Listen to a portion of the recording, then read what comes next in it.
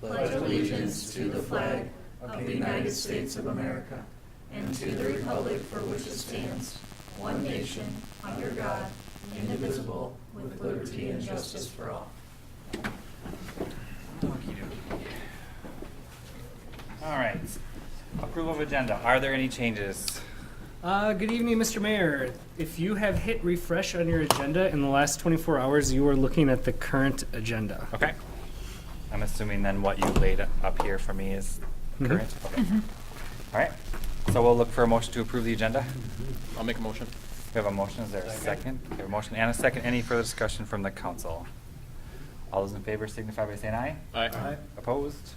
Motion carries. Item D, approval of minutes, the minutes of the December 4th, 2018 truth and taxation hearing, excuse me, and the December 4th regular meeting were included with your packet. Are there any changes to those? If not, we'll entertain a motion. I'll make the motion. We have a motion. Is there a second? I'll second. We have a motion and a second. Any further discussion from the council? All those in favor signify by saying aye. Aye. Opposed? Motion carries. Item E, citizens input. Packed house today. We'll move along. Council and committee reports. Anyone have anything to report? Parks met last week. We do welcome Katie Huff to our group, and we say goodbye to Mike Horn. But Mike Horn is staying on as more of a architectural, or landscape architect, if you will, helping us with the middle school property out there, which is exciting. On a volunteer basis? Or- Nick? So we have entered into a service agreement. A lot of his design work is sweat equity. Yes. At some point, when we hand over to actual like CAD drafters and estimators, that will be a paid contract with SCH. Okay. Makes sense. All right, yeah, so at some point we'll get some drawings together, and we're looking forward to some citizens' engagement, input, if you will. All right, good. Anything else? No? All right, we can move along. Department reports, the Howard Lake Wine and Spirits update. Yeah, I'll just give a brief verbal update indicating that this week we're working on finalizing 2018 numbers. You'll probably see those at your next meeting. Actually, I know you'll see those at your next meeting. And in other news, this is week number 2 of our official services agreement with the city of Buffalo. So Myra has been over at Buffalo 2 days a week, and 3 days a week for a smaller amount of time. Jason has been back over here. They're working on ordering through June currently, and the larger store reset. But things are going really well. Yeah, I talked to Myra on Sunday, and she said the new system is working out quite well. She was happy with it. She said the hardest part now is remembering which store she's supposed to be in. Which is a change for her. So, Absolutely. but it sounded like things were going well, and I've seen some of the new promotions online in the paper. That's good. Yep. All right. Anything else? I may have been a little bit light on that, on the park project. Oh, that too bad. we- You're done now. Am I? Okay. No, I think what's important for the record anyway, and because we don't see enough engagement with the community or back from the community when these projects, start seeing some light, and we start talking about them, or we have meetings about them, and we invite the public. It's really important in this case. I mean, this is a huge project. This is going to cost some dollars. We need the public's in on it. We need the public's. We need suggestions from them too. I mean, somebody made the comment. There may be 3. In the proposal already, there is a small area for. Can I say this? Is this okay? There's a small area for like a splash pad. And something that hit my mind right away was, okay, well, Buffalo's got this or Delano's got that, but we need to be mindful and put it in the context of, we're making the best decision for the people of Howard Lake. This is what works for Howard Lake. And some people might say, well, look, Delano's got 5 water features and we've only got 3 on it. Well, we're not Delano, which is why it's very important, I think, that when this starts gaining some momentum, that we all do our part, along with staff, to engage the public and get some good feedback, and hopefully we can all work together and have a central park in Howard Lake. I'm looking forward to it. Good. I'm excited anyway. Awesome. Well, good. Thanks for Yep. delving back into that. You're welcome. That was worth Thank you. saying. All right, the consent agenda, we have a number of items on there. I'll read through them really quick, and then we can decide if we need to discuss any of them. Consider accepting all reports and payment of claims. Consider refusing to waive the statutory tort liability limit. Consider approving the 2019 meeting schedule. Consider approving various personnel appointments. Consider 2019 committee appointments and designations. Consider approving the 2019 fees and charges schedule. And G, consider approving significant industrial user agreement with Sunstegaard Foods. Any of that need discussion, council, or anything that staff wants to highlight? If not, one, oh, go ahead. The Sonstagard. That's us, right? Yes. Yeah. So I'm I assuming. found that a little, confusing or different than what we had last year. Maybe we could hash that over a little bit. Sure, we can go through it quick. What was there something that you didn't? I was, at first kind of feeling good about having Fewer responsibilities? fewer responsibilities than everybody else, but then that's okay. Hey, you can take something else. I'm sure somebody would give something up. I think there's some titles of these various ones that are different than last year, which kind of threw me at I think we Is that changed them in correct? from 17 to 18 was when we, so we made it. yeah, we combined Parks and Planning, and then some of these other committees, for example, you know, there used to be the Public Safety or it's now Public Safety, but it used to be a separate Police Commission and Fire Commission, I think, so we combined those. But that was, this is the way they were in 18. Correct. right? And Mr. Mayor, if I could jump in, I think if Mr. Munson would like that off the consent agenda, what we could do is pull it off officially and discuss it at the end of our Sure. meeting. Let's do that. In the same token, if there's any other items on the consent agenda, we could do the same. Okay. Want to pull it off and talk about it at the end of the meeting? Okay. All right, so we're going to remove the, item E, committee appointments and designations from the consent agenda and move it down to G of new business, if that works for everyone. So with that, we will still entertain a motion to accept the consent agenda as amended. I'll make the motion. We have a motion, is there a second?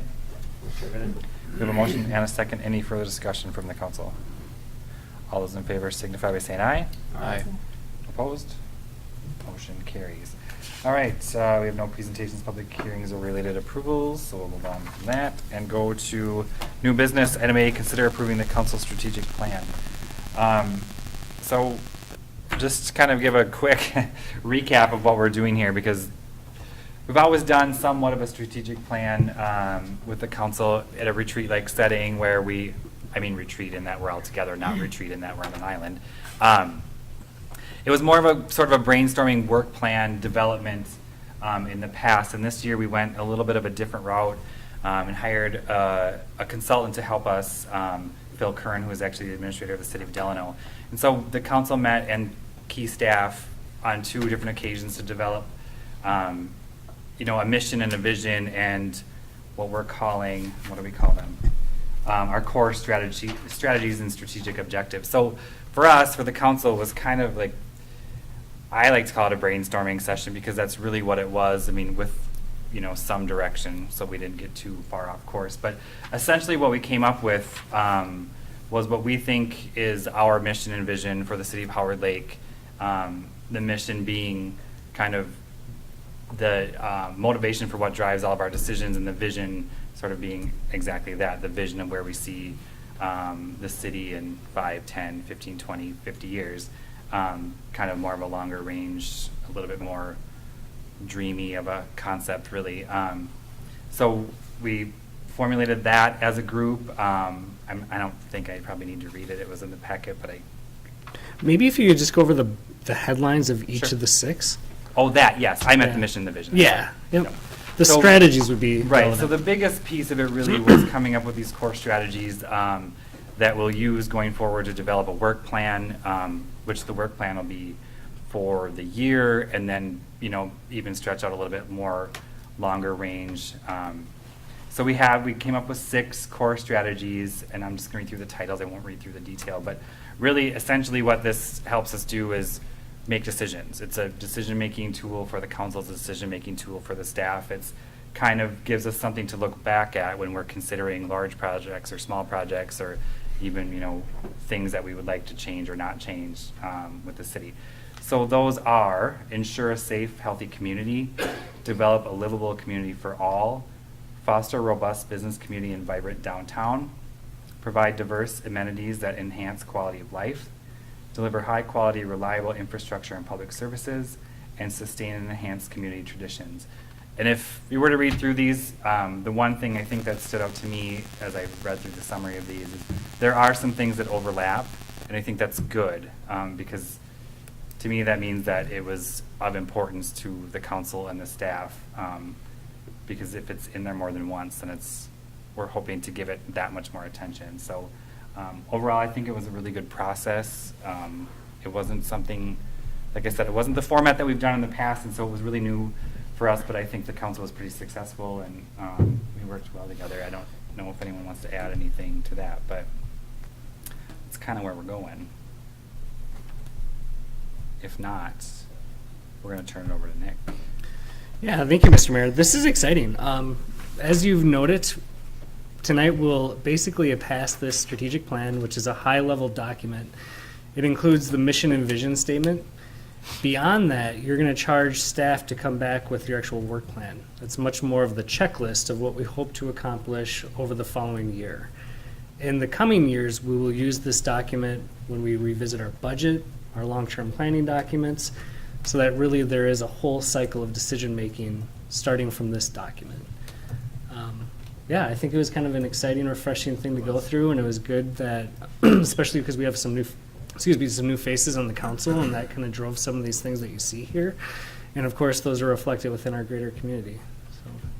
And one thing that I didn't mention that I maybe should is that with our objectives, our strategies and objectives, I think the idea is that, you know, everything on our work plan, either short-term or long-term, should tie back to one of these. And if it doesn't, then why are we doing it? Because it doesn't really fit into our idea of what we should be doing. So it kind of puts a little bit of more meat around our decisions, and it really helps make those decisions too. You know, when it comes to something like a park, you know, does it fit into what we see as our core strategies and objectives? And these should stick around for a number of years, but I anticipate they will change. I mean, councils change, you know, economies change, everything changes. So, but for the meantime, I would see them, you know, we would have the same ones for at least 3 to 5 years, and then revisit probably sometime after that. So, anyway. Do any of the other counselors have any comments to make? I found it, having done the league seminar last January, I think it was. I found that extremely helpful, being new to it, and this was the same. Had the same effect for me. It's a little more exciting. You're getting asked these questions. You're being put on the spot. You know, get together in a small group, come up with your ideas within 10 or 15 minutes. You know, and listening to each other. If you can sit in a room like that, or go to a seminar, or be in part of a workshop, and just take little bits and pieces from people you know that are successful. Like, you know, Phil has success in this area. If I can get 1 or 2 things from him, just take it back and say, okay, this isn't working for me, but it's working for Phil or whoever. I found it good. I enjoyed it. Thank you for doing it too. Yeah, thank you. If there's anything else, we can, you want a motion to I do. accept it, Yep. right? Or however you say that, approve the council strategic plan. So we'll entertain that motion right now. I'll make a motion. We have a motion. Is there a second? I'll second. We have a motion and a second. Any further discussion from the council? All those in favor signify by saying aye. Aye. Opposed?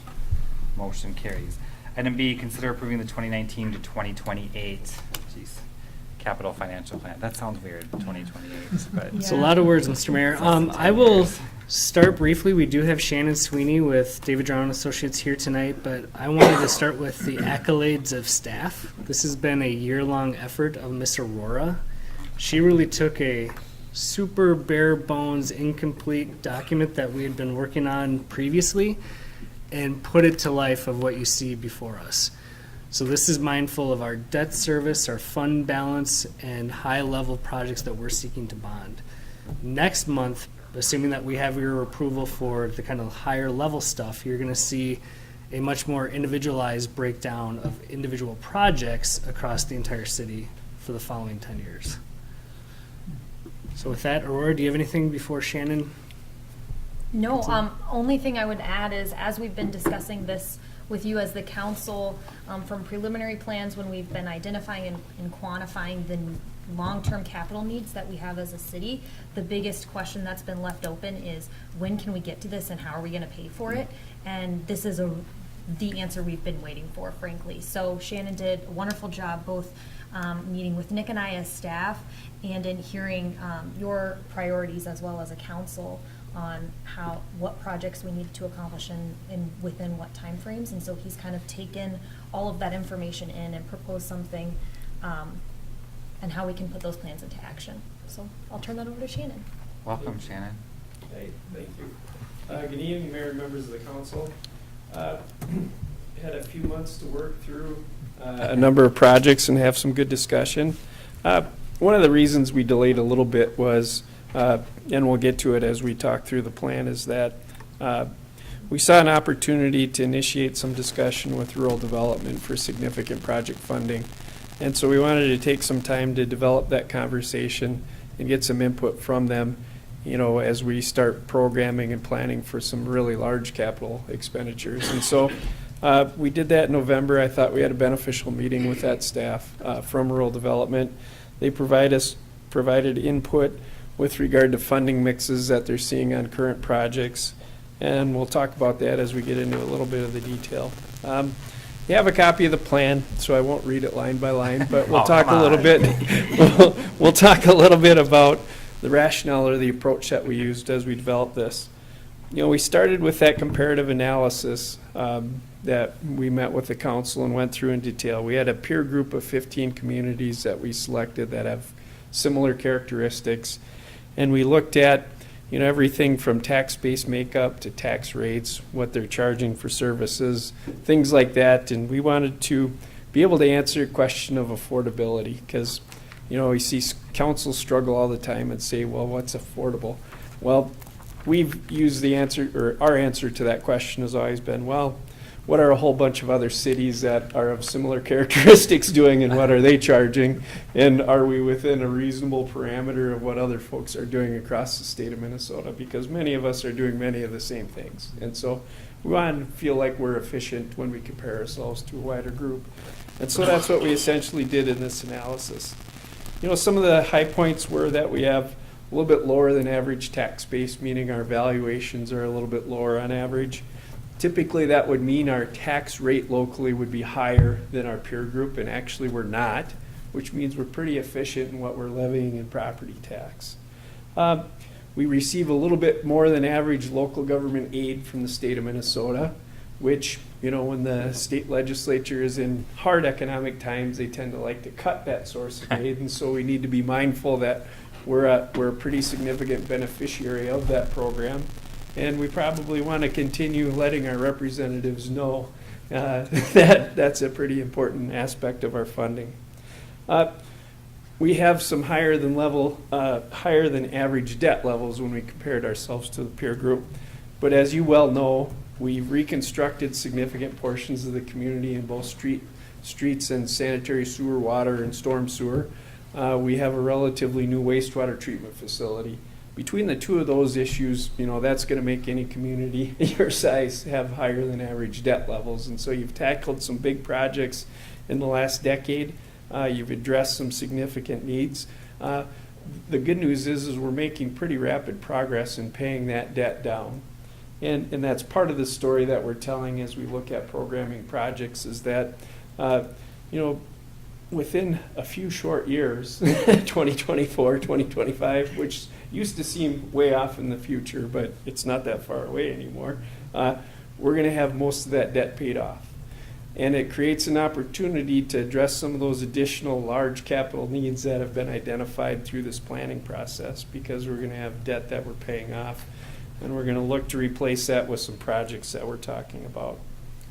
So, I basically reference that comparative analysis and what we did, and we look for strengths and weaknesses and things that we can, things that we can tweak and things that we need to stay away from. And of course, utility rates are something by and large that we don't want to do anything near term that causes us to increase water or sanitary sewer rates. And we recognize that in our plan, and we are only proposing expenditures in those areas that kind of meet that parameter where we're not going to increase those utility rates.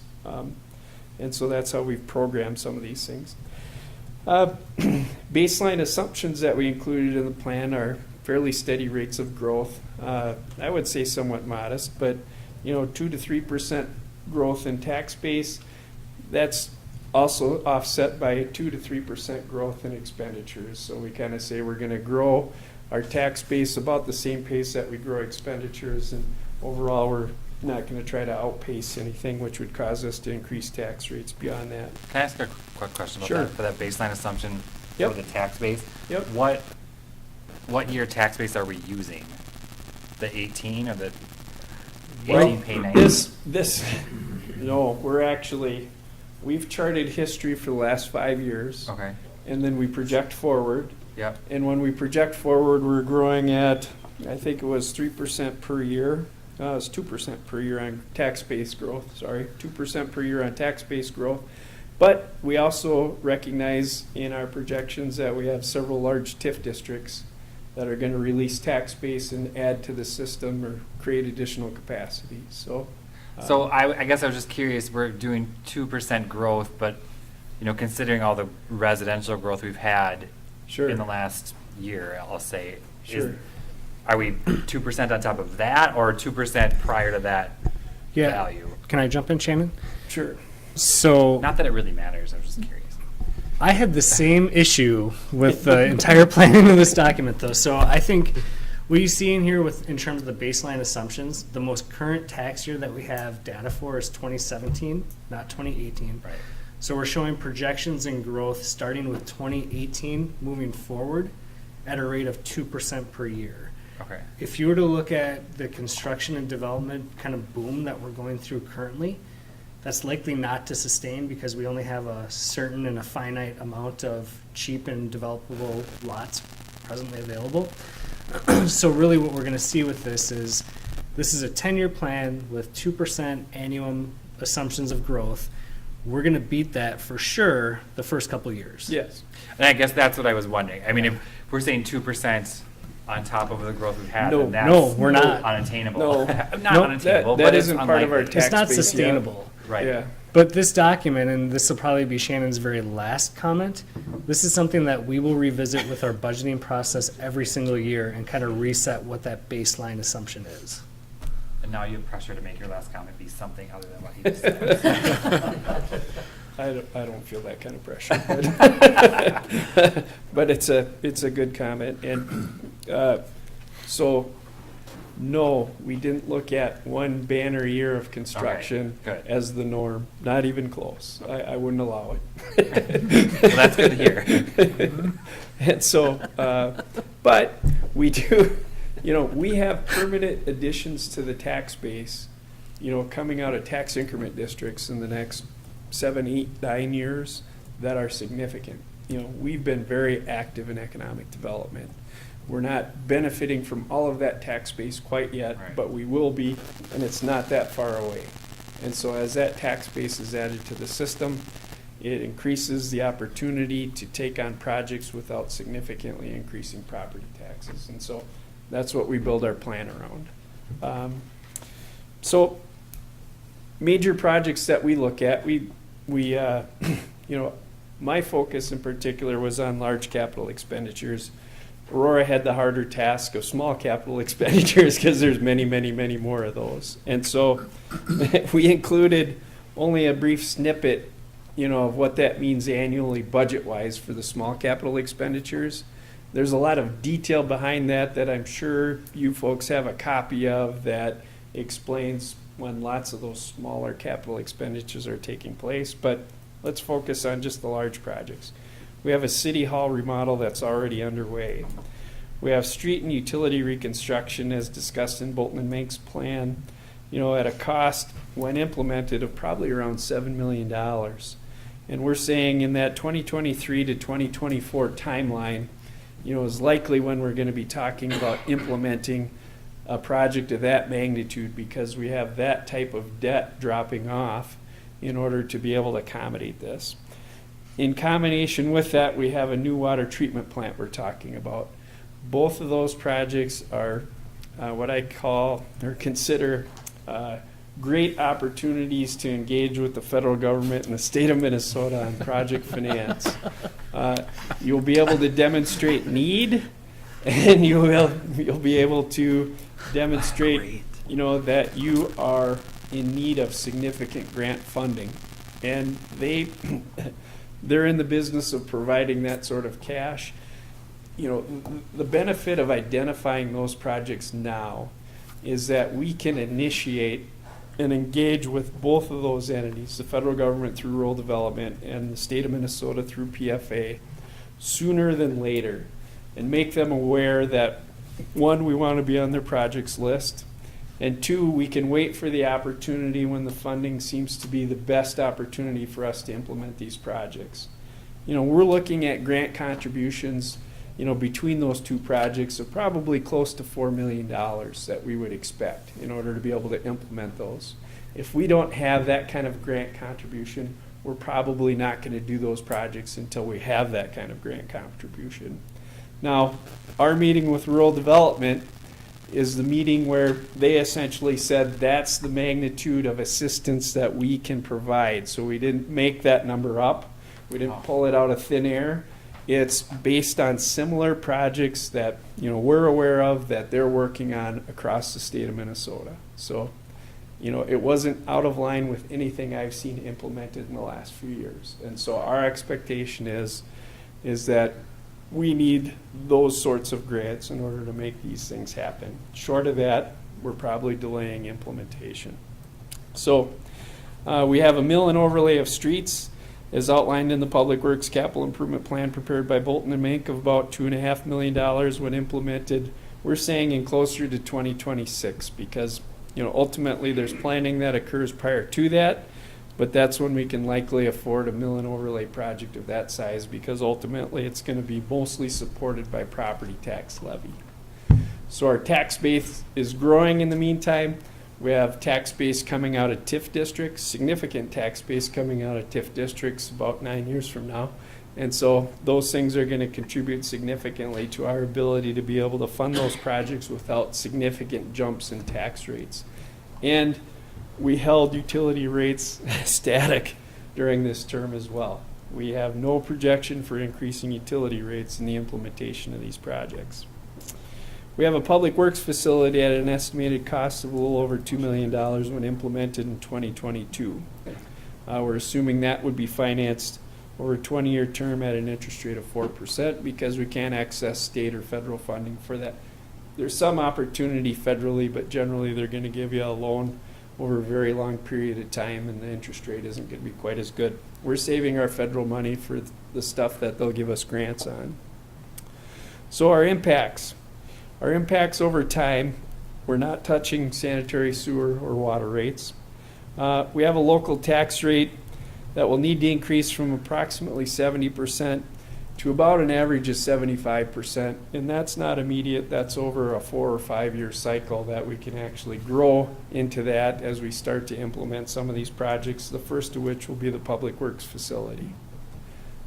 We're expecting that will be totally supported by tax base because once again, we're not looking to use water or sanitary sewer rates in support of some of those things because it would cause us to increase those rates, and we don't want to do that. In 2026, our debt per capita levels will be high again. I mentioned that we're rapidly paying off outstanding debt, but they won't be any higher than they were in 2016. And so we're not taking, even though these are big, expensive projects, we're not taking our debt levels even as high as they have been in the past. We're keeping our debt per capita levels at what we've been able to manage in the past and manage without significant increases to, again, property taxes or utility rates. And we looked at, only moderate impacts as a result of the implementation of this plan. Recognize that in the capital equipment or the small capital items, we will be spending down cash a little bit in the near term. But we've targeted a level that we think is acceptable in order to be able to program the things that need to get purchased in the next 5 to 10 years. Ultimately, if we stick to the plan or somewhat close to the plan, we're going to continue to build cash, and we should generate a surplus eventually that I'm sure someday we'll figure out a way to spend on other capital purchases. So, anyhow, closing comments, we looked at a peer group analysis, to determine what affordability is. We looked at strengths and weaknesses of the community, financial strengths and weaknesses, and we identified those things that we wanted to stay away from impacting in a negative manner, mostly water and sanitary sewer rates. We programmed projects when we thought they were affordable, including even small capital expenditures that Aurora spent a lot of time programming and implementing in a timely fashion when we thought it was most appropriate. And we used all of that information to, one, help us start now in our planning process on some large capital projects that we're going to need the involvement of the state and federal government. We don't implement a project, the same year that we engage rural development, a federal entity. That's a multi-year planning process. We're developing preliminary cost estimates. We're getting into their application queue. We're going through their funding cycles, and if the first funding cycle doesn't produce something that's acceptable to us, we're kicking it back into the funding cycle and going to the next one. Same with the state of Minnesota through its Public Facilities Authority. It gives us time to be active in our conversations with those entities to demonstrate need for grant funding that we're going to need to implement some of these capital projects. This isn't unusual or unique, this funding mix that we're throwing in this plan. Again, we didn't pull things out of thin air. We've actually had active conversations with staff from rural development in particular, saying this is our typical funding plan. This is what we foresee, at least today, that we would be providing on a project of the magnitude that you're talking about. So I think it's a reasonable plan. I think we have a reasonable expectation that this can be implemented as it's presented. We just, like all plans, if we put it away today and say job well done, things will change between now and even a year from now, and it'll rapidly become something that gathers dust. So what is important, and as Nick said, we've pledged to do, is to update this on a regular basis so that this thing is a living document that helps guide us in the implementation of some very large projects. So with that, I'm happy to answer questions, take your comments. I have a question. Sure. Go ahead. Well, you're on the show. No, go Oh, ahead. Who knows how long my question will last? You mentioned somewhere in the process here about the drop off of TIF districts and how that will have an effect. Could you explain that for people at large? Sure. What happens when you get Yep. to the end of the TIF program? Yeah, well, our prime example is Forsman Farms project. We have a large manufacturing facility that has a significant amount of new tax base that's been created in the community. We've captured that tax base within an economic development tool called a TIF district, and we're reimbursing a significant portion of those property taxes to the business for a period of 9 years to help them pay for some of the costs that they incurred in implementing the project. That's a defined period of time. It's a 9-year subsidy that's been provided. When that subsidy goes away, that tax base is available for the benefit of all residents and business owner, property owners in the community, because we'll have added to our tax base, and their property taxes will help supplement everything we do. So that's just one example. We have a number of others, including our industrial park. We have 3 projects just in recent history that we've constructed there. That tax base will actually be released more quickly because that's an older TIF district. In fact, we're already making transfers to the general fund from that TIF district to the tune of close to $40,000 in benefit as a result of projects that have been implemented, and we've captured the tax and now reimbursing ourselves from some of the costs we incurred when we took that industrial park over. So That helps, yeah. Thank you. yep. Could you just briefly explain to me Exhibit A and what that's telling me and how that is going to change? Well, this is Aurora's baby, Oh. but here, let me explain quickly though. Well, maybe not quickly, just Yeah. whatever, take as much No. time. Well, I didn't throw the detail because there's a whole bunch of detail that goes along with these numbers. Ultimately, what this tells us is what our annual small capital needs are, what we're budgeting, and what we'll be drawing from cash reserves in those years where our need exceeds our budget. And it'll show what we're adding to surplus in those years when our budget is greater than our need. So it's giving you an annual dollar amount of impact to cash reserves, which we graph in, let's see. So the top section is the need, the middle section is the need. Yes. The top section is the is what we're budgeting annually. Yeah. The middle section is what we're spending annually. And then the bottom section shows the net result. Okay.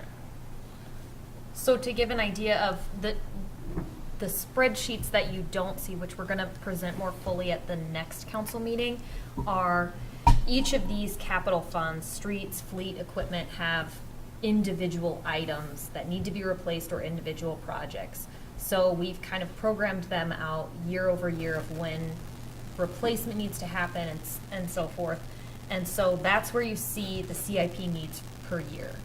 So based on the timeline when we need to do those, it establishes in streets, we have this amount of need in 2019, 2020, 2021.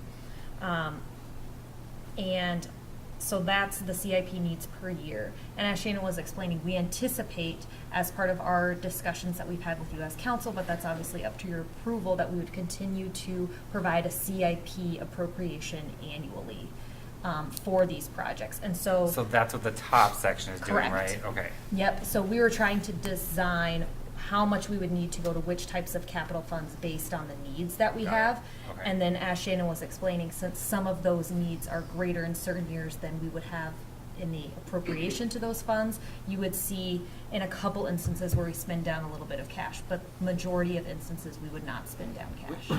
So then in the needs section of this, it doesn't necessarily mean that it's the project happening or the expenditure occurring. It's just saying that based on the plan, we need to have this much set aside in 2019 for, in this fund for these projects. Correct. Okay, now I follow.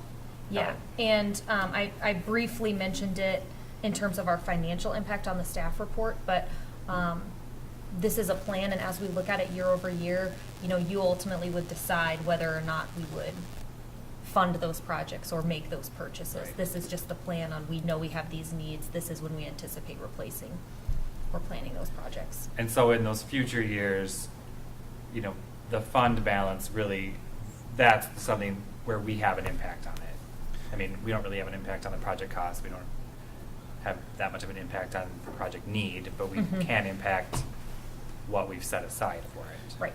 Yeah, Pete, if I could jump in, if you look at the very top line, that's essentially what you guys have looked at the last couple of years as your CIP, like what we're putting into the savings account for our overall needs. If you look at the very bottom where it currently shows 2019 $340,000, the one assumption of growth that we're projecting is an increase to that line item year over year for the next 10 years to make this possible. That's something that, as a council, we've already been doing for the last 7 or 8 years. There was a time where this was about 180,000, so we've actually done a pretty nice job of increasing that over the last several years. But to really meet this need, you see that 340 churn to 360 to 380 to 400. And that's tied back to what Shannon was indicating with your tax rate of 70 to 75%. Excuse me. Yep. Does that make it clear? Yeah, Oh, yeah. Okay. And so kind of to your point, the fact that it's a living document, that CIP needs per year is likely to change. Right. Which really changes Mhm. everything. I mean, the Yep. bottom section is just Well, the math. so. And the beautiful consequence of this is oftentimes we'll have an unanticipated need come up and you'll ask, how are we going to pay for this? Right. And I can say with a straight face that we have an appropriate amount of fund balance, but that's still kind of an uncomfortable answer to receive as a council. Right. This allocates all of your fund balance so that you will see a consequence to the point of if we have an unanticipated expense, that will likely mean something else is delayed or happens in a different way. Right. Well, and it's always nice to have a little backup to why you have a fund balance at a certain level. Absolutely. Yep. Okay. I See, have I a- told you that might go longer than I thought. I have a weird question here. It's reading some of this, we're reliant on debt coming off to do some projects, or we're reliant on this SIU or Forsman, the tax dollars to do some of these projects. What happens in the event that there is no major contributor, or what happens in the event that you don't have these dollars? Something happens and a business closes. What happens in that case? Yeah, the plan changes, and that's why we revisit it every year. The things you've mentioned, I actually think are less risky. It's the funding from the federal government. Okay. That's the one that we're hoping Right. remains That's the big consistent dollar. with where they're at today, and how they're funding projects. It's local government aid, Yep. things like that. But the tax base that we have released from TIF districts is going to be there. It just, I believe it, just is, because those buildings are there. They're going concerns. They're contributed, they're going to contribute to the Right. tax base. I think, the biggest risks associated with having a plan that we can implement is more along the lines of funding cycles remaining, or funding parameters remaining similar at the state and federal level. Okay. So, for the real large projects. The rest of the stuff, I think we have a real solid idea of where we're headed, so. And we've been a bit conservative in our approach, as Nick has mentioned, so. Well, And I'll conservative add- with funding, not conservative with spending, though. Right? Well, I mean- honestly, even with spending, if you look at this, one of the conversations that we had during the workshops on this topic, we have a considerable amount of need, and we're not getting into extravagant parks. We're talking about one new park over the last 30 years of the history of Howard Lake, right? That's relatively modest when we consider our priorities of streets and utilities, facilities, fun stuff. Yeah. And we're still trying to accommodate all those. And I didn't mean conservative in what we were doing. I meant I hope we're realistic as to what these things are actually going to Yep. cost Right. in Sure. 2024. Yes. I guess that's what I meant by Yeah, it. Sure. we've inflated construction Yes. Yes. annually. I would also mention that, through the work that we've done, we've made significant cuts from what our facility plan says we need Mhm. as far as within this time horizon or within this plan. There's lots of stuff that we identified as need that we said we just can't do right now. And that, So- that inflation that you're talking about is based off the current speed at which things are happening now Yes, in the market. yes. Because I know with historic City Hall, it just seemed like Yeah. it was bad timing and. Right. And I'll also jump in, Jason. While this plan can change, it can also change in other ways too, where you can see cuts. But mind you, if we have 100 citizens come forward for Project X, and as a collective mayor and council, you say you want to make this a priority, that may mean reducing funding in other line items. That may mean raising your levy an additional amount. Understood. All those things are still on the table with this. This is just a good guideline that will help us plan for 10 years. It's still very dynamic. Right. I would say the one additional advantage that some have the political will to take advantage of and some don't is, undoubtedly in the next 10 years we'll have some tougher economic times and we'll have some good economic times. We get the best bids in tough economic times. We get the best stimulus packages from the state and federal government in tough economic times. But we have the hardest time implementing projects as council because we don't want to hurt the public because times are tough. Right. But that is when we get the best pricing, the best grant opportunities, and those kinds of things. And when we've memorialized this stuff in a plan, we at least have some opportunity to take advantage of that because we have this plan.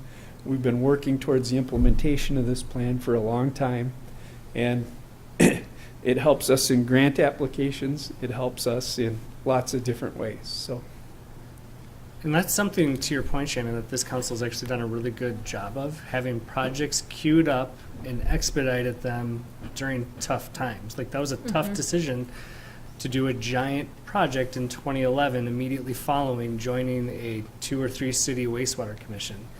But again, despite what you saw as impacts to your utility rates, what Shannon is saying is it would have been worse at a different time. The construction costs would have been more. You would have done less and staggered it out over more years.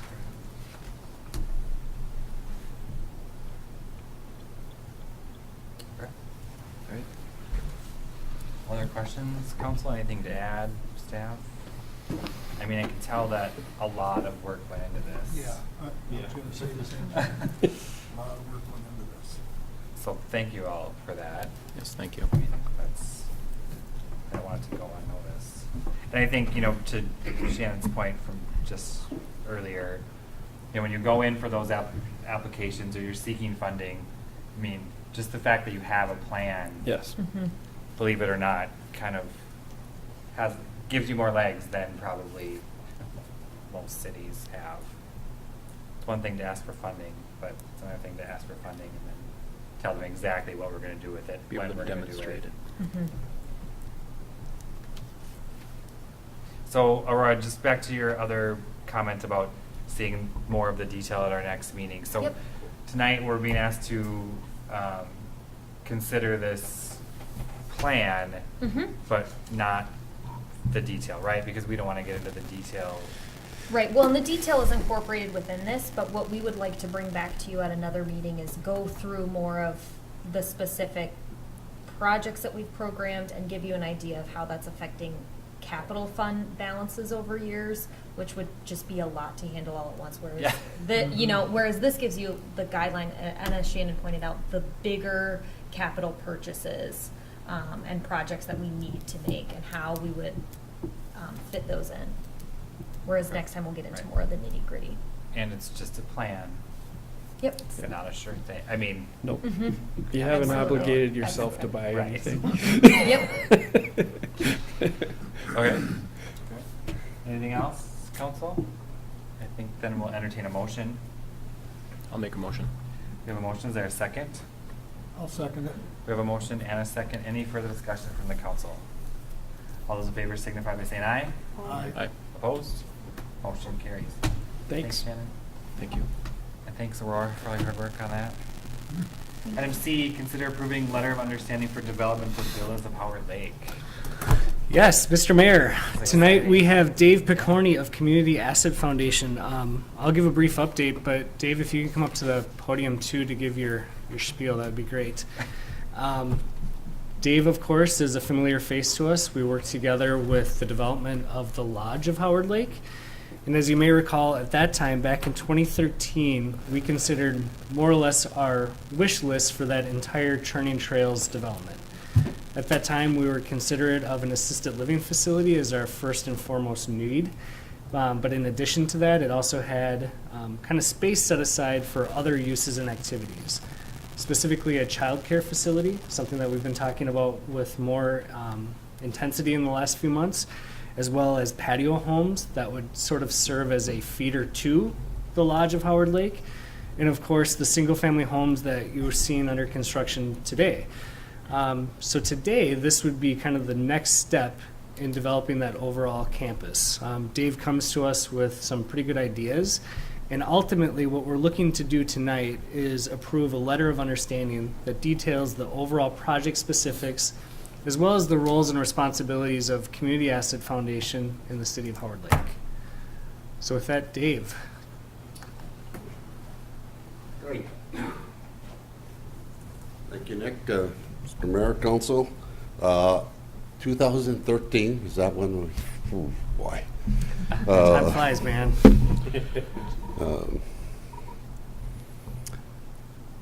So I work with a group called the Community Asset Foundation. We're a nonprofit. We have formed a partnership with Good Samaritan. We now have 5 facilities that we own and they operate. We've actually developed 6 of these. One was in Waconia with a different nonprofit, and they've since actually bought the building, so we're not involved there anymore, that's actually our long-term goal, is not to own these. Interestingly, a few months ago, Nick and I started talking again, and it was actually about that time we were having discussions with Good Samaritan about this same exact concept of how do you try to create more of a complete campus in some of these small towns. So if in the big scheme of senior housing development, if you were going to develop the perfect project, you'd have a campus, and on that campus you'd have independent apartments, assisted living, nursing home, a clinic, and maybe even some other community activities. That can't happen in the kind of towns that we're working in. So these are all small towns that have the same needs, but there's just a different kind of scope of what the project is. It's been interesting. Good Samaritan, who owns, not only operates assisted living, they own a number of assisted livings and obviously a number of care centers across the 5-state region. They have developed a similar type product. They've been twin homes adjacent to their assisted living, and kind of the market is couples that are either ready for assisted living or are going to be into assisted living soon. Oftentimes one of the spouses will have some medical needs, and the other one may well be active, or they just are at that point in their life where saying, I want to downsize, I want to go to a simpler house, I want to be prepared for as I get older. So the unit needs to be, quite frankly, it doesn't need to be very large, but it needs to really be handicap friendly. So 1 level, 3-foot doors, walk-in showers, different deal of how you deal with cabinetries and those types of things. And from a development standpoint, though, we're not convinced that the twin homes are a very good idea. And that's probably makes a lot of sense if you're developing where land is relatively expensive. But if land isn't expensive, you have now the downside of twin homes that every time you sell a unit, you have to sell 2. And so now you have this added cost that gets kicked into these for the holding cost until you sell that second unit. Secondly, you ask that 75-year-old, 80-year-old, particularly in rural Minnesota, they've lived their whole life in a detached single-family home. And when you tell them they're going to share a wall, oh, yeah, not with Mildred, I hope, you know. So they really don't want that. So what you, but again, they don't need large yards. So you could go narrower side yards. You can have shorter front yards. But they are looking for a detached single-family option. So we have 2 other locations that we're looking at a very similar product. I want to be clear, we haven't figured out exactly what the unit is yet. We're working with 2 builders that we're getting pricing on to do these for us. And what we'd like to do is create some a prototype that that is kind of the base for each of the sites, quite frankly, to control cost. Now, people will come in and they can add some things and maybe add some more bells and whistles.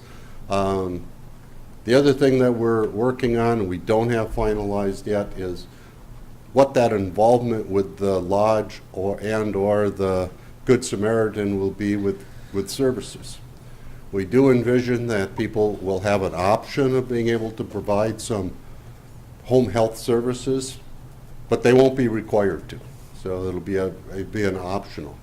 And we're working through that detail with Good Samaritan kind of as we speak.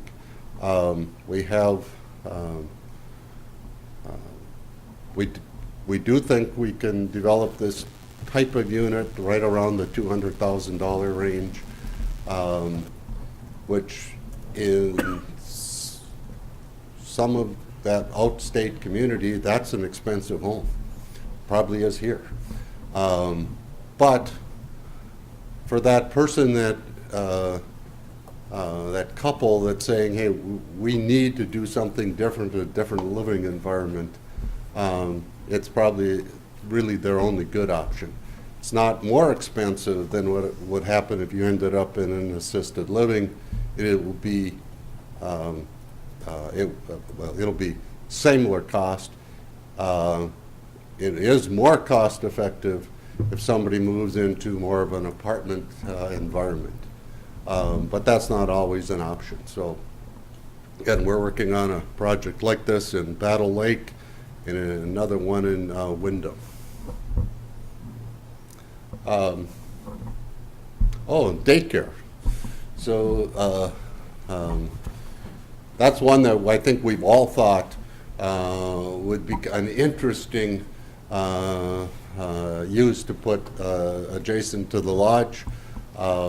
Project we did do in Waconia, that's a 62-unit assisted living, and it has a 200 kids daycare attached to it. It's really a cool project. And so we haven't done any yet adjacent to our smaller lodges, but we'd like to, and we think there is a real synergy. Two of our lodges have clinics that are, at least one we developed, the one in Winthrop, we developed, and then Ridgeview Medical owns it, and the one in Mountain Lake, we're actually in the planning stages with Sanford Medical to do the same thing there. So we're trying to create some of these synergies on the campuses, and because we think they just make it a better living environment for our residents. Just as an update, the lodge here is doing really well now. We appreciate all your help during that time period when we've got it full, but it is doing, it's actually exceeding our expectations now. We tend to have people that are on the waiting list. It's interesting, right now we have a number of couples that are there. Which is a little different than what we've had in the past. It's the kind of facility, again, I think we built and developed a really nice facility, but what really makes it work is great staff. And so we're really proud to actually be in partnership with Good Samaritan, because we think they just do a great job, and people that work here really do a great job. So I'm ready to answer any questions. Nick and I have talked, and from a schedule, it's possible that this could be something that we would do this summer. I mean, that's kind of the target we're trying to do. But we do want to make sure that it's the right product and before we get out and start taking risks. So you mentioned the one unknown is sort of the relationship with the lodge or what services they might be able to offer. So you don't see that, though, as a barrier to this project, right, or an obstacle to completing No. this project? I don't. So Good Samaritan operates a home health care service. So if you were in your home in Hubbard Lake, they would come and provide services. We would like, what we're trying to figure out is how do we incorporate that type of staffing and some of the services with what occurs in the lodge? And that's kind of the win-win. We might be able to increase some of our staffing and maybe some of the opportunities in the lodge. At the same time, it becomes a little more challenging because you don't know how many potential customers are going to come out of the 10 to 12 units that we would develop. So Good Samaritan's working on that right now. I expect sometime in February they're going to have a plan put together. So it's not like it's, you know, it's not 6 months out. Yeah. But we don't have that put together today. Okay. Thanks. Mr. Mayor, I think if I could at least go over the high-level points Yeah, of the please. letter of understanding. Thanks, Dave. So this letter is something that, as Dave said, him and I kind of worked together to draft. It sets out some basic parameters for a proposed project. Of course, this is not signing a development agreement. It's not signing anything legal. It's just really what we hope this project could and should look like to get some early buy-in and feedback from council, but also allow us to officially commence working together. So with that said, just starting with the first section is a brief project description. As David said, this would be the development of 12 total detached villas. We have the Lodge of Howard Lake. This would be the Villas of Howard Lake, following that same sort of theme. We have an estimated market value of $200,000 each. Again, that's important for a couple reasons. One, so that we understand the price point for a consumer level, but also since this is part of a TIF district and we're looking to finance through some of the development costs through tax increment financing, we need to book out those that estimated market value as well. We're estimating to have a takedown schedule of 4 units per year beginning this year in 2019. And some of the other things that we're talking about at a higher level yet is simply to be consistent with the Churning Trails Master Campus Plan. And that's, again, something that we've been talking about for several years. We don't have a plat or anything official, but we at least have a good idea of what we hope to see out at Churning Trails in terms of overall products and types of housing and services that we provide. So specifically for this, as we move through the platting process, you would see the inclusion of both the single-family patio homes that Community Asset is developing, but also make sure that we set aside appropriate street and utilities and land for a child care center as well. We hope that Community Asset engages as the developer. That's not saying that they would bring us an operator. That's something that we're working to answer as a community. But of course, very likely we need someone to help us build such a facility. And that would be kind of the due diligence is included in this project overall as well. As we noted, the anticipated third partners could include Good Samaritan Society or Sanford Health. We'll leave that largely up to Community Asset Foundation. What we're looking at is simply the planning and zoning, how we're using the property that we have currently in our possession. As Dave said, I think that synergy and frankly feeding that market makes sense here regardless. We could build homes without Community Asset in the same location, and they could still partner with Community Asset or Good Samaritan Society in their own. Again, that's something that will kind of evolve as we go through with this. We also included the development of 3 villas with an estimated market value of $200,000 adjacent to downtown. That's something else that we'll consider with this parcel that we have kind of kitty corner from City Hall here. Same sort of concept with that. So yeah, that's the basic project description. In terms of roles and responsibilities, beginning with Community Asset, really it's just following our standard development process. So we would look for a development application, a concept plan, and go through the official planning and zoning functions that we need, as well as the financial considerations. In really high-level format, that's a site plan, a final plat. We're going to have to potentially extend public street utilities, which would be engaging our city engineer or finding out if it would be better served as kind of a townhome or common interest community where they take on those costs. But again, those are some of the things that we'll work through during this due diligence period. And additionally to all that, we would ask that they would pay standard development fees and charges. That would include building permits, whack and sack, administrative expenses, the street and utility improvements, and the trunk area fees, to name the bigger obvious ones. From the city of Howard Lake for roles and responsibilities, we would be asked potentially to contribute the land itself. As you recall, that was something that we provided with the assisted living facility that really provided the equity needed to finance the overall project. Mind you, those acres that we received, we actually received at no charge from the previous owner, so that doesn't necessarily have a financial bearing on the city. And it would help in terms of financing the overall project. This is already included in a tax increment financing district associated with the lodge rather, I'm sorry. And provided that they meet income levels, we would also provide the tax increment financing likely to pay for the street utility improvements. Very likely you'll see a request for deferred special assessments. So essentially, once a property develops, they'll pay for their certain fees. They'll pay for the deferred special assessments, which will pay for the street and utility improvements. And those are currently built into a really high-level financing plan that we have for those improvements. Really, that's about it, but I think I did want to show just one thing. Dave included a really nice PowerPoint that I'm surprised he didn't go over, because it's pretty. It's pretty, Dave.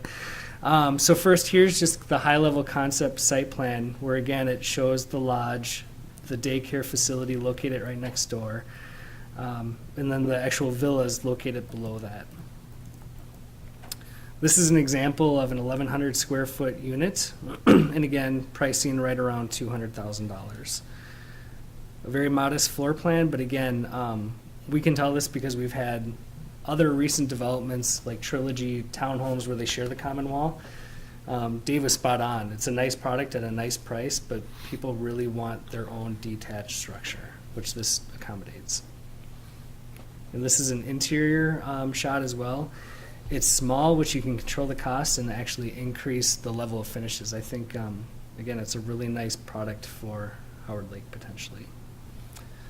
So with that, I'll open up to any questions that you have about the letter of understanding. Dave, of the 5 roughly that you had mentioned, do any of them have a product like this now? Is it just, okay. So what does Waconia have? Did you say Waconia was one of them? 62 units? That's a larger building, it's 61 units. Okay, There's a care center, Auburn Homes Okay. owns that. There's a care center next to it. There's a plan for a senior co-op to be on the site. okay. And there's been some recent discussions of not doing that and doing like a dozen of these. I think that's not going to happen, is my take. We've been just involved, kind of giving them advice. They're going to do it themselves.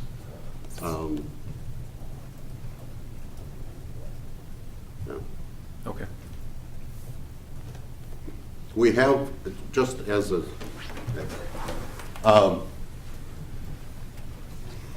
the builder of the lodge here was a company called DDK, and completely separate relationship. I've done some consulting with them, and they've developed the detached townhomes. And they're one of the 2 that we're talking to that would be the builder. But the key that they found, and let's see, we did a project in Burnsville, one in Carver, one in Chaska, and one in Mendota Heights. And we did learn a fair amount through those. Size isn't that critical. High finishes is very important. Not having attached walls is really important. And so if you go to the slide of the interiors, that's kind of to us the key. To do these spaces, which are not large, but to do them so somebody can go there and say, oh boy, this is the nicest home I've lived in. And that will be what will sell them, not the typical, you know, when you're buying a home and you're 35, you're looking for a lot of different things. How big's the yard? Do I have 2.5 stall garages or 4 stalls, you know? Do I have, where can I put that 5th bedroom? These need to have 2 bedrooms. One can be relatively small. As we age in these types of homes, the couple tends to sleep in 2 different bedrooms. Somebody snores or somebody's got some medical issues. And again, it needs to all be on one level. So that's, you know, that's the key to us, is to be able to figure out how to do it well.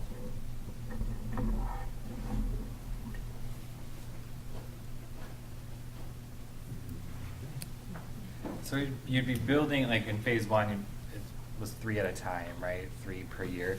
So you're building then to sell afterward, right? You're not building, you're not selling first and then building to buyers. The discussions we've had with the builders is we've said, look, here's the deal. We need you to commit that you're gonna build, if it's 12, within some fixed time period. And we want you to come in and build 2 for sure right away. I mean, some kind of model. But no, we do want to build them as models, because that's the other thing that seniors want. They want to be able to make these choices. They don't want to come in and just say, well, this is going to be mine. Now, one of the challenges is that this type of customer who's really tends to be moving because they need to move, doesn't really want to wait 6 or 8 months. Right. So that's somewhat of the challenge, and it might be why, again, we might have them build 2 or 3, but not finish them. Oh, I see. So that we can say, okay, this is the floor plan you get, but now you can pick out finishes, okay? That makes sense. And again, I don't want to sound like we know all the answers, because we really don't yet. But we're having these kind of discussions, yeah. Okay. Dave, if I could ask, Yeah. your target price for these is extremely similar to a big house with a basement and everything else under it, Yeah. down on the other end of Turning Trail. Mm-hmm. Is that going to be a little hard to sell? Or what drives up the cost? Is it the accessibility drives up the cost of it? Certain features, or? Yeah, that Could I address- somewhat, that drives it up. What is the interiors? And guess we don't want to tell you we think it's going to be 200,000 and then have it be 220. So we're pretty comfortable that that's a number that we can hit. We'd love to have it come in something lower.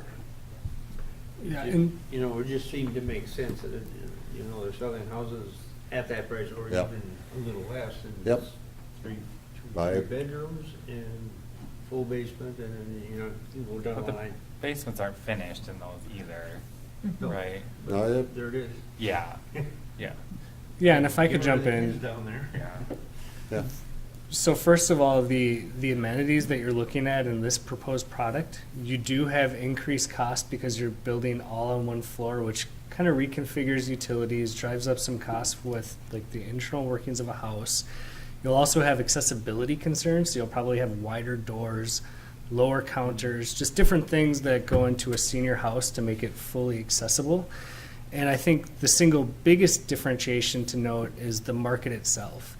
Turning Trails is being sold to a lot of folks with like younger families, kids and so forth, but also like what we're seeing is maybe people in their 50s plus or minus, where they are empty nesters and they can still get up and down a split level house.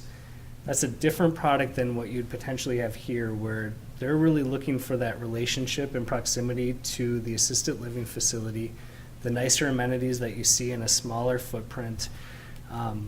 yeah, it's just a different market altogether that you'd see with this. Frankly, the person moving into this probably can sell a house and pay for most of it, if not have a large down payment in equity, which also plays into it where it really doesn't with the other single-family homes and train trails.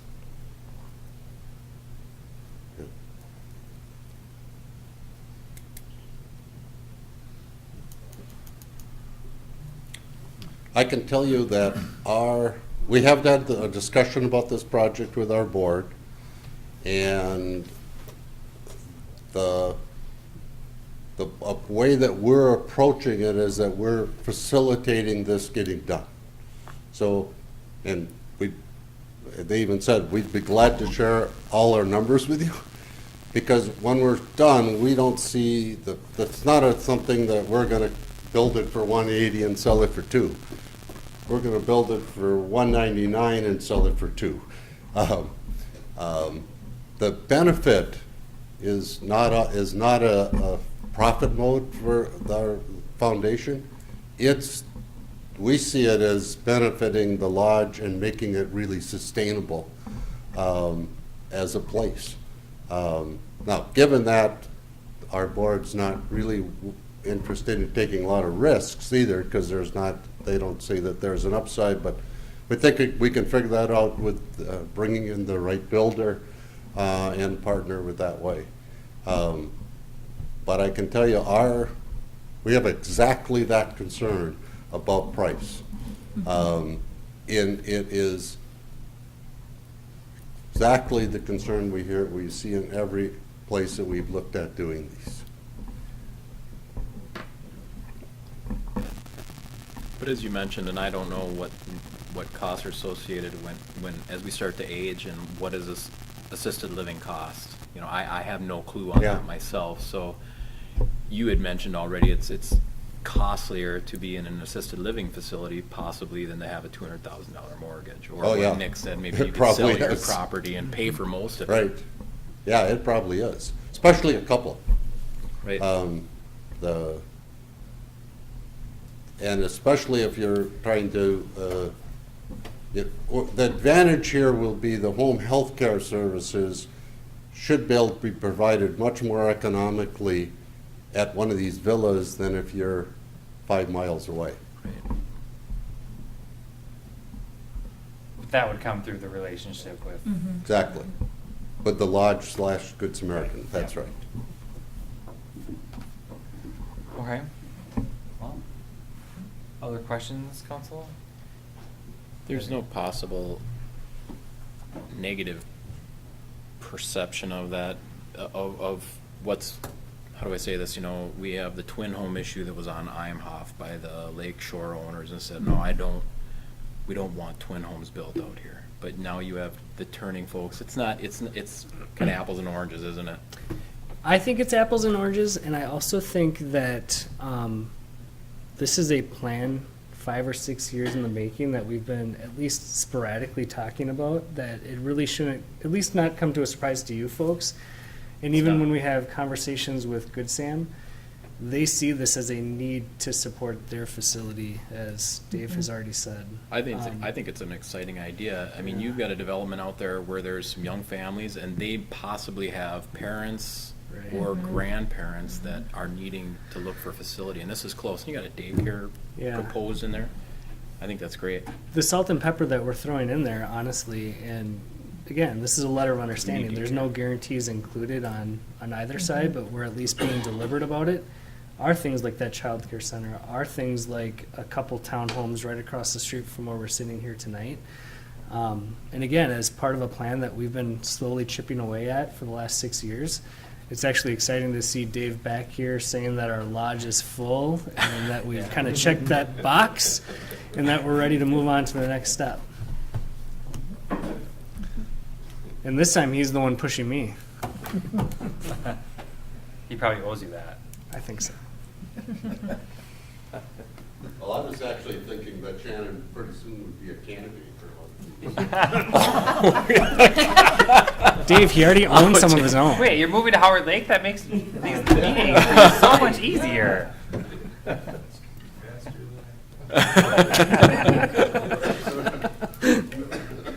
right, so if there are no other questions or comments, I think we'll entertain a motion. I'll make a motion. We have a motion, is there a second? I'll second it. We have a motion and a second. Any further discussion from the council? All those in favor signify by saying aye. Aye. Opposed? Motion carries. Thanks, Dave, for your Thank you, Dave. time. Nice seeing you, everybody. Yeah, you too. As well. Thanks, Dave. Not a lot of turnover on your company. No. No, Nick left and came back. so- Right. Right, yeah. I enjoyed your brother, though. All right, item D, consider purchase of replacement lawnmower. So in the spirit of talking about the capital We really did shift gears, but yeah. Yeah, we did. In the spirit of talking about the capital improvement plan, this is actually our first request related to 2019. So the Public Works Department is requesting the purchase of a lawnmower to replace our 2008 lawnmower, which we currently only use largely for snow clearing because it's not operational to drive to the other side of town to use it to mow part of our parks and stuff because it's significantly deteriorated and it's old. Just to give you an idea of how we plan to replace these pieces of equipment, we plan to replace lawnmowers every 5 years while maintaining to use both to mow parks and the sides of streets and around storm ponds and things like that, and then both in the winter with a broom attachment and a snow blower to clean sidewalks and stuff like that. But we were scheduled really to replace a lawnmower in 2017, 2018, but because we were working on developing this overall capital improvement plan, we said, we need to get a handle on what other needs we have before we replace anything. So now that we've done that and we've established a long-term capital improvement plan and we have the funds and we know that this piece of equipment is highly in need of replacement, we're bringing forward that replacement before you tonight. So what you can expect from this is our operations would remain the same, only now we would be able to be fully operational in terms of mowing with 2 operational mowers. This is replacing the same type of mower that we operate now. So we would propose that we would sell our 2008 mower. That doesn't really work. Cycle down our 2012 one and purchase this new one. You mentioned, it's mentioned in here about the discount program. Is that already included in the? Yes. In the Right. bid before you today includes the discount program. We did not include the original one we got via the state bid because it was like $1,200, $1,500 more than what we'd get with the discount program. I mean, that's just something that can happen from time to time with the state bid because it's across the state versus when we go to our distributor for these products, they can tell us, well, we have this other program. It's actually cheaper if you don't use the state bid. So we're proposing to save the $1,200 and use their discount program. Makes sense. Yep. Yep.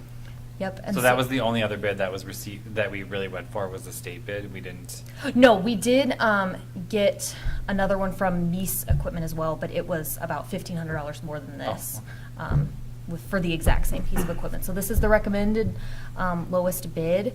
and we're shopping local, so. Yep, that's a benefit, and we would be able to receive this piece of equipment by March. So depending on when spring decides to show up, we'd be fully ready for whenever it's time to start mowing parks again. Okay. Makes sense to me. Questions, council? Yeah. Okay, Sure, yeah. sure. How many hours are on this when we're going to retire? I do not know how many. I can address that partly. So I think in terms of all of the equipment that we run for Public Works, with the exception of the payloader, this probably gets the most Yeah. use year-round. We actually purchased the 2012, I think in 2013 or 14, because at that time, the 2008 needed to go.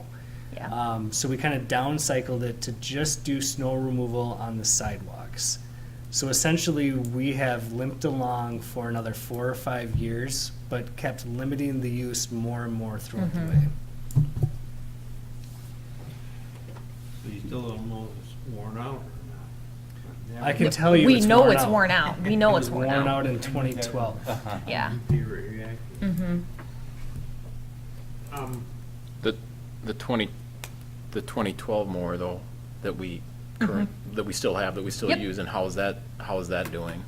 I mean, it has more and more repair needs each year, but it's still operational. Like, they still feel comfortable driving it around to mow Another all of 5 our or 6 parks. years, or Right. or not? Well, we're, Okay. we're working with a 5-year plan. Yep, so we're 5-year hopeful. plan. I'm close. Yeah. Yep. This John Deere's will last forever. Apparently not. No. I mean, 10 years is a long time Yeah. for one of our most used pieces of equipment. It's a long Right. time. We don't go by years though, we go by Hours? hours. Well, but if you're saying it was the most used piece of Yeah. equipment, you Yeah, know, I I don't mean, agree with that. We use it year round. Because it Yeah, it's a Yeah. year-round piece. Both snow and mow. Mhm. What about how much you cut or how much you blow? Is this going to be the same size as what we got Yeah. Or better? or less? Yeah, it's the same size. I believe it has a faster speed than what we're currently using, but that's about it. It's almost the exact same as what You'll get our more work done. 2012. Yep. You go faster. Mhm. But it's just one of these things that you know there's exactly the same width as what we had before. Did we have problems with the other one, the width on it for some of Well, the get function rid or of the? holes on Oh, the well, bank there and would that be kind of no thing. mower that would fit between those Are you talking about the brush? streetlight poles The brush, though. The on brush. Highway 12. Those have to be hand cleared, or we'd have to get a special snow blower for those. There would be no lawn mower that would fit there. It's just too narrow. On Highway Well- 12, is that what you're talking about? Yeah, well, there's no grass there though. I'm talking about snow blowers. Yeah, but we do use a brush for that though too. Yeah, we use attachments on the mower, so there's no mower that would come in a small enough size to fit between that particular light pole on there. Right. Does that mean that we use that 08 model to do that then? Use the brush on that to go in front of the bank? Yes. Oh, yes, in front of the bank, yep. So, is this new one, gonna be the same thing, same Yep. size so that you can get something in? That was a long way to go to get that answer. Yeah, the overall dimensions, Al, are almost identical to what we're replacing. Yep. In fact, from the 28 to the 2012 to the current model year, the only difference is with motor stuff. Yeah. A lot of the, like, attachments and stuff can even be used Mhm. interchangeably. That- Yep. yeah, Yep. that- And I think you're kind of hitting on and flirting with just almost different topics altogether. Yep. At the staff level and soon with our downtown businesses, we're gonna have that conversation of what is a reasonable expectation for city staff to handle snow removal versus the Mhm. store owner. And that's something that even you and I have had that conversation with.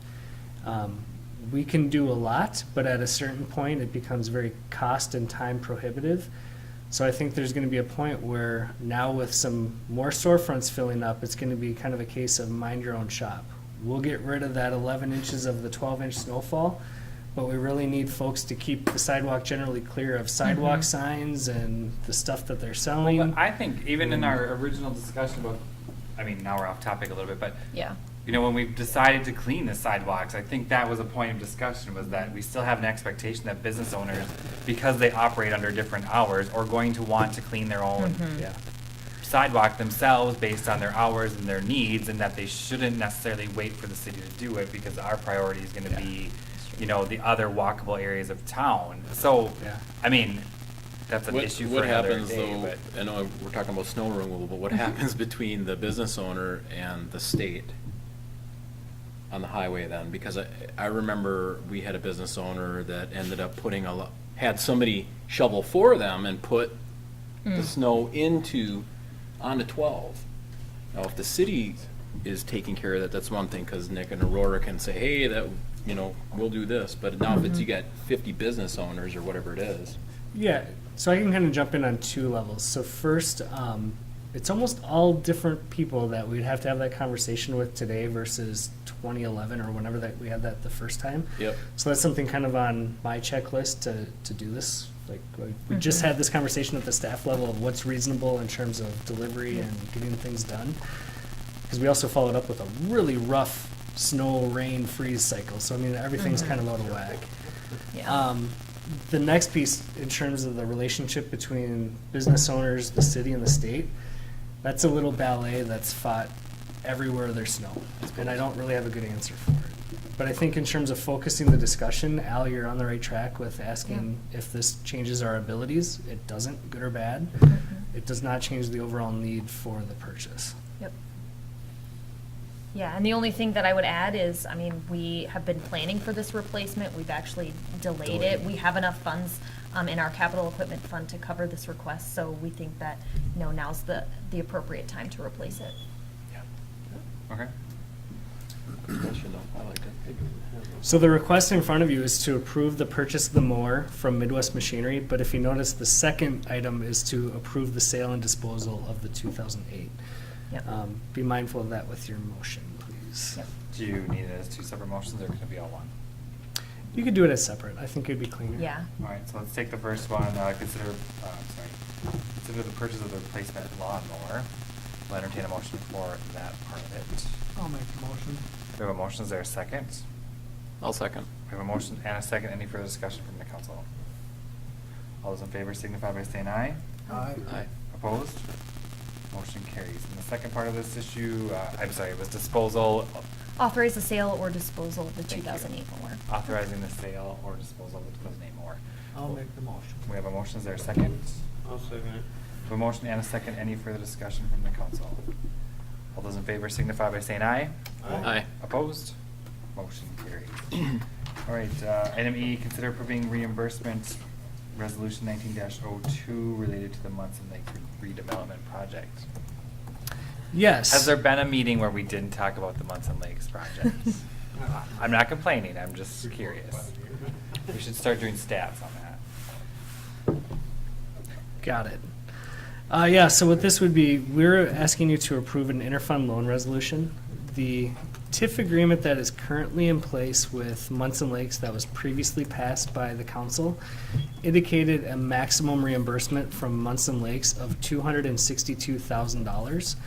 Meanwhile, we anticipate the overall TIF district to generate about $450,000. As the final expenses and cost that the city has into this project is just now starting to solidify this week and into next, what we're asking for council to do is approve an interfund loan resolution of $450,000 just to make sure we have the legal authority to keep this TIF district open as long as necessary to fully reimburse our costs. The attached resolution that Mr. Sweeney drafted allows us to do that. It basically books in this cost to our books, and as a result, when we do our annual reporting with the state, we can say that we have qualifying expenses to keep this TIF district open, which again allows us to capture the full increment from the city, the county, and the state, or I'm sorry, the city, the county, and the school to reimburse ourselves for project expenses. It does not change any of the terms that we've previously passed with Munson Lakes. It's rather internal funding mechanisms of the council. Have we done this before? We actually did with Forsman Farms. It's a pretty common thing. TIF district we've created, we've Oh, really? authorized Huh. interfund loan. Yeah, you typically see it with other documents like the development agreement or through the formation of the project itself. This came a little bit later, so we're doing it as a standalone document. All right, Did we skip something? I don't think so. You know, we actually did, and I need to figure out if we Oh, can I'm go. sorry. Yeah, What do we skip? skipped E. We're gonna sell the property. Yeah. We can come back to that, though. Well, As long as we're not getting what's E? front on horse. I think it was missed on your agenda, but it's I in the said packet. consider approving reimbursement resolution 1902 related to the Munson Lakes redevelopment project. Is Keep that what going, we're Mr. on? Mayor. We'll come back. Oh, Yeah. I was confused. Consider resolution approving the sale. Yeah, so again, right now, we're looking to approve the reimbursement resolution. Okay, so I'll make that motion. we have a motion, is there a second? I'll second. We have a motion and a second. Any further discussion from the council? All those in favor signify by saying aye. Aye. Opposed? Motion carries. Oh, it's not on my paper agenda. I know. We're gonna do it anyway. And if No, that's necessary, we'll fine. have I to just, come back. I was following along with this, Yeah. not, Thanks, Shannon. thanks Shannon. Have a good night. Shannon. Right. So we going just did back- F, let's go back to, This is There- the consideration of the memorandum agreement and resolution approving the property sale to Munson Lakes. And if I could explain this, this is a attorney versus attorney recommendation related to the project. Previously, we passed a purchase agreement and a development agreement, and within each one of those documents is probably a dozen or so exhibits. So if you were to completely print off all those documents, it would be several hundred pages that would be recorded at Wright County against the property. This memorandum agreement really clarifies the terms of the project as necessary to record to the property. It changes nothing with the structure of the deal itself. This is simply a document that can be approved by the city of Munson Lakes and recorded on the property. okay. So, all right. So you'd have two separate motions. The first is to approve the memorandum agreement relating to the development agreement.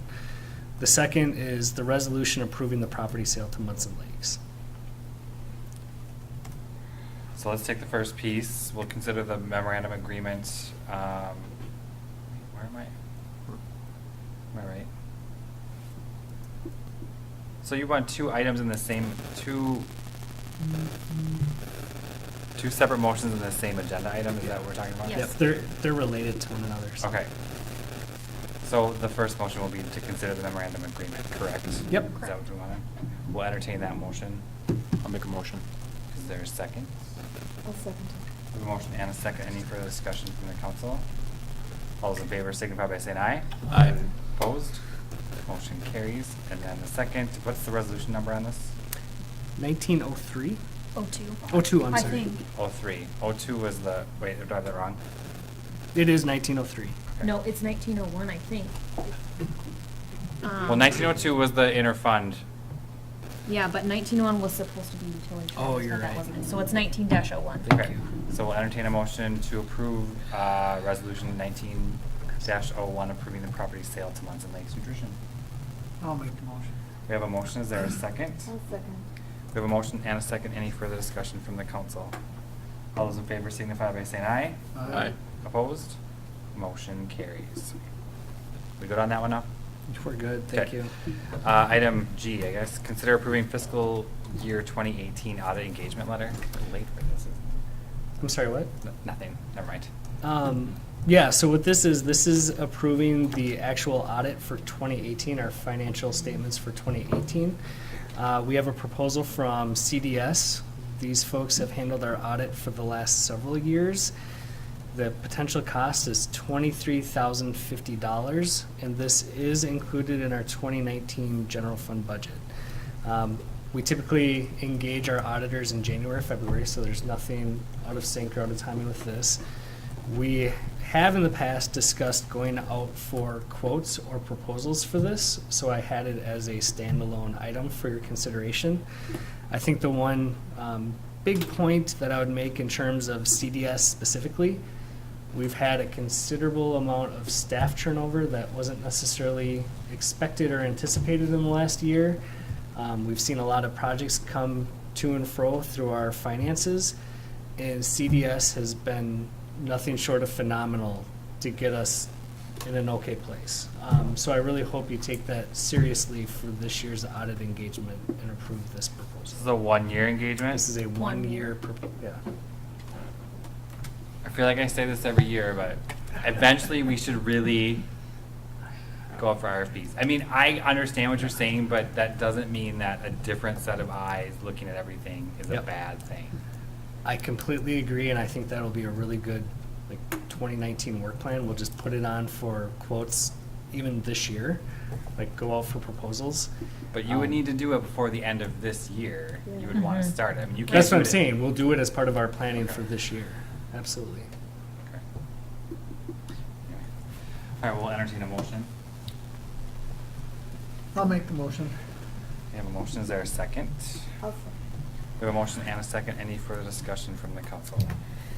All those in favor signify by saying aye. Aye. Opposed? Motion carries. All right, let's go back to the item we pulled off of Mhm. the consent agenda, the committee appointments and designations. I can't get it to come up. And if I could just really briefly, while you're getting that item up. I got it.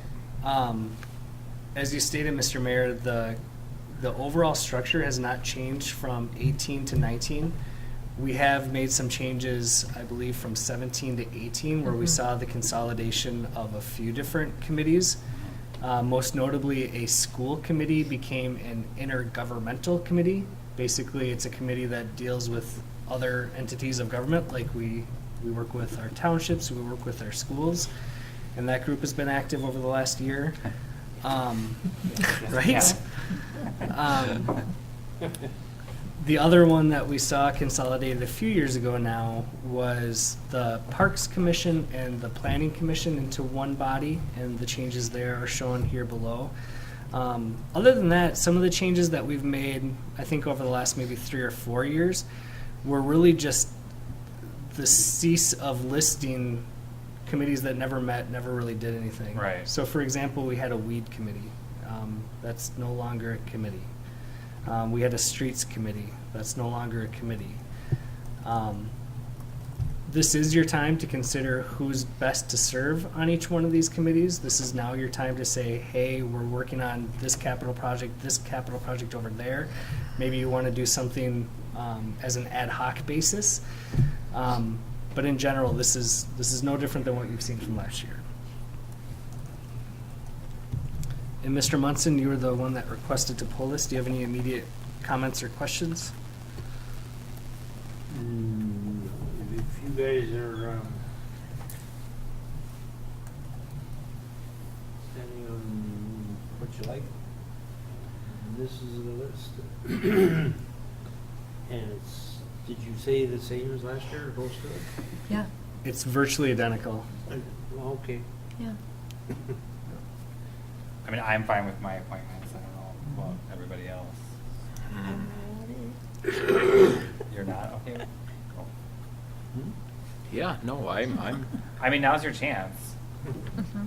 I mean, if you were absent, we would just put you on all of them and approve it. That's why you come to the January meeting. I'll just come right out and say that when you're part of a committee or a commission and you're just coming into it, you don't have a whole lot of content or anything that you can really give to it. So if I'm in the public safety with Tom, if you will, Tom's got a lot of years underneath him, so I'm still learning. I find it, even the wastewater meetings, I find those interesting. So I'm fine with my appointments, I guess. And one comment that I would make, I think 2 areas that you could consider just for ad hoc committees. The first is Historic City Hall, just because that's something that's been so impassioned for so long. I mean, having 1 or 2 of you involved with some more day-to-day decisions would be useful, but not necessary. Like I say, ad hoc, like it would probably go away in a year when the project's done. Another one that we're just now starting to take up more seriously is a Safe Routes to School initiative. And that's going to be something that kind of falls under the umbrella of a few different departments and organizations. So having an official council representative on that might make sense. So I'm just throwing that out. Like, this Yeah. is a document that is not changed from last year, but that doesn't mean it can't change. Yep. Right. I mean, some of it can't change, obviously, but, Correct. the EDA, the HRA, that stuff has to stay with. Mhm. I don't know, I'm okay with it, so now's your chance. If there's something you want to be on and you're not, speak now or wait till next January. Did you want to be on something different? Or No. No?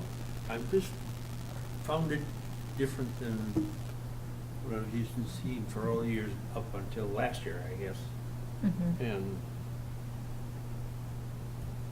Does Craig know that he's still the civil defense director? Mhm. I'm just asking because maybe.